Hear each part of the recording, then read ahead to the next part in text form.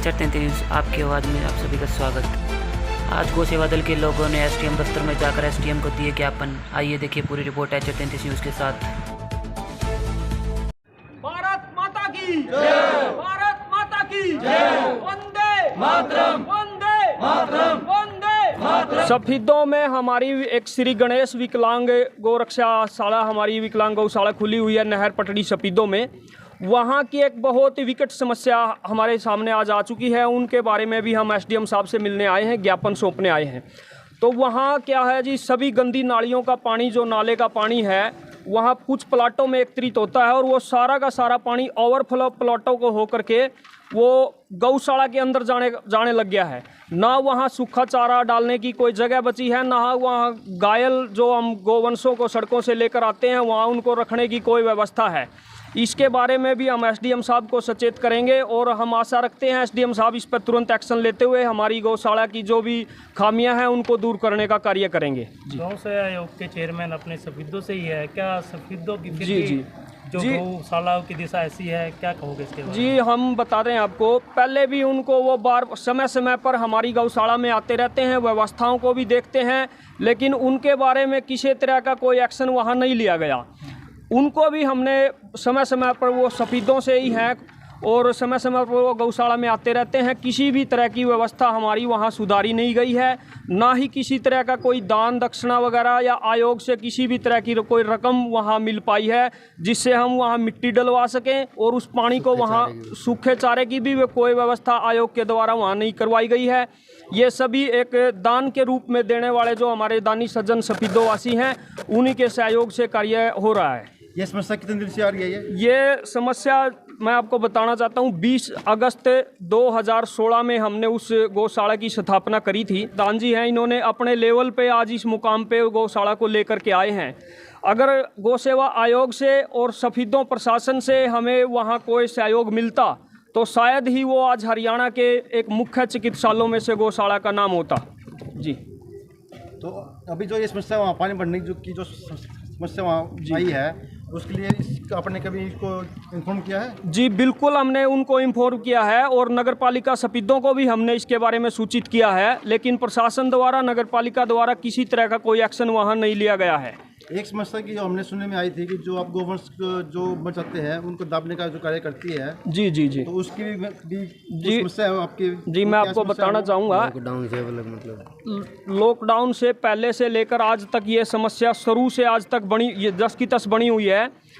जो हम घायल सड़कों से गोवंशों को उठाकर लाते हैं, किसी भी कारणवश ज़्यादा घायल होने के कारणवश या ज़्यादा अवस्था में टूट फूट होने के कारण कुछ समय बाद गोवंश की मृत्यु भी हो जाती है, लेकिन आज तक सफीदों के अंदर कोई ऐसी विशेष जगह नहीं है कोई जहाँ के गोवंश के मृत शरीर को मिट्टी दी जा सके।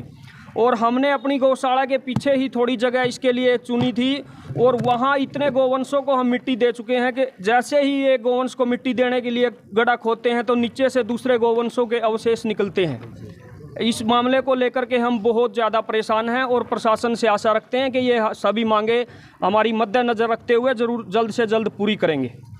जी आज सबसे पहला विषय गौ सेवा दल सफीदों जाति हिंदू महान संगठन के सभी कार्यकर्ताओं सदस्यों द्वारा आज आदरणीय एसडीएम साहब को सफीदों के अंदर जिला कार्यालय में एक ज्ञापन सौंपने के लिए सभी सदस्य एकत्रित हुए हैं।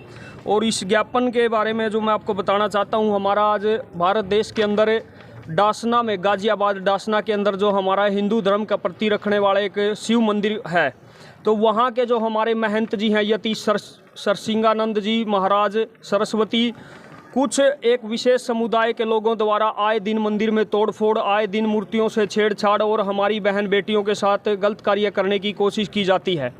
उसी के संज्ञान में इस मामले को रखते हुए आज हम एसडीएम सफीदों को अपने पूरे संगठन के साथ एक ज्ञापन सौंपने के लिए आए हुए हैं।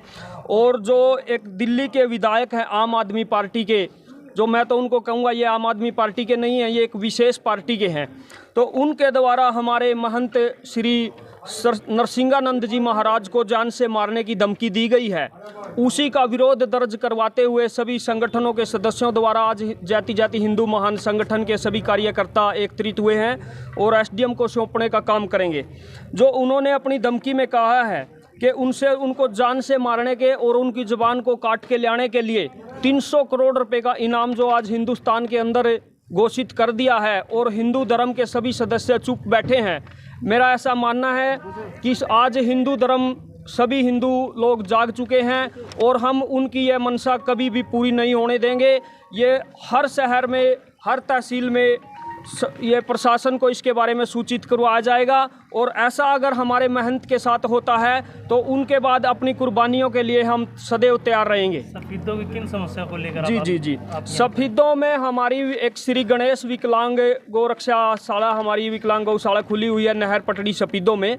वहाँ की एक बहुत ही विकट समस्या हमारे सामने आज आ चुकी है। उनके बारे में भी हम एसडीएम साहब से मिलने आए हैं, ज्ञापन सौंपने आए हैं। तो वहाँ क्या है जी, सभी गंदी नालियों का पानी, जो नाले का पानी है, वहाँ कुछ प्लाटों में एकत्रित होता है और वो सारा का सारा पानी ओवरफ्लो प्लाटों को होकर के वो गौशाला के अंदर जाने लग गया है।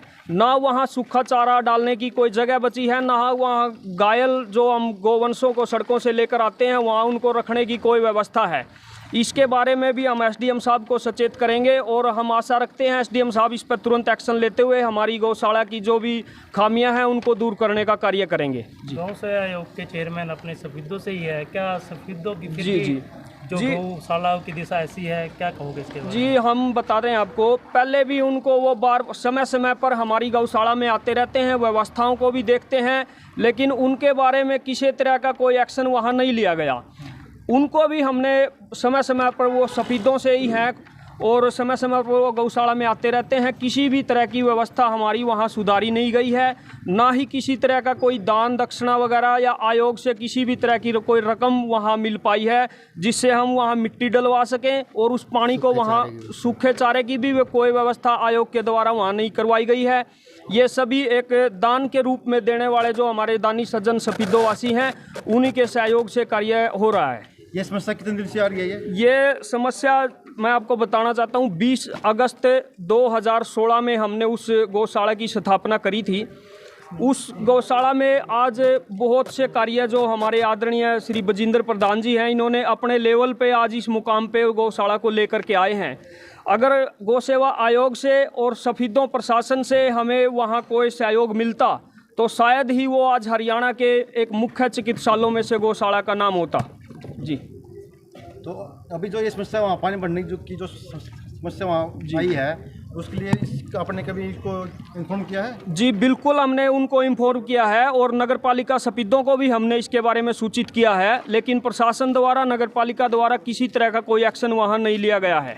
एक समस्या की जो हमने सुनने में आई थी कि जो आप गोवंश जो बचाते हैं उनको दाबने का जो कार्य करती है, जी, तो उसकी भी समस्या है आपकी? जी, मैं आपको बताना चाहूँगा, लॉकडाउन से पहले से लेकर आज तक ये समस्या शुरू से आज तक बनी, ये 10 की 10 बनी हुई है।